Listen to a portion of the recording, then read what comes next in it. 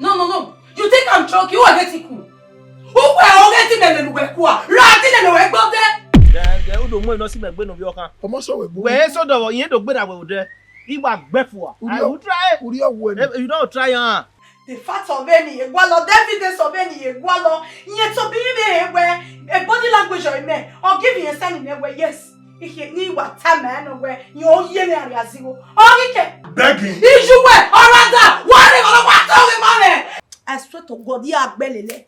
Even at time. Man, you are that. You will to Yaga. Ah, I cannot form my better one to Taji.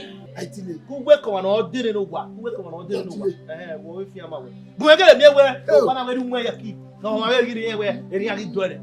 Then you will know. Anywhere where you are, you go well, you be going up. Or Honbelly, I don't know. I don't know. Yakama where, oh, I don't know where I can go back. Oh, have go back.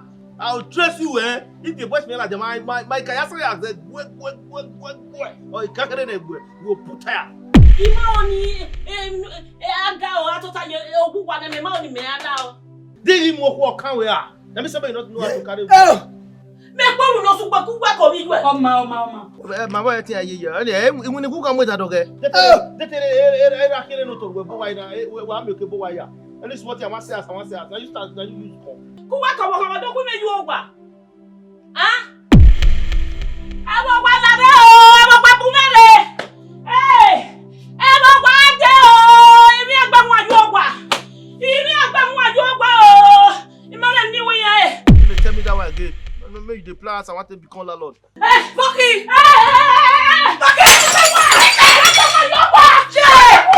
When the matter? In your way, a ritualist.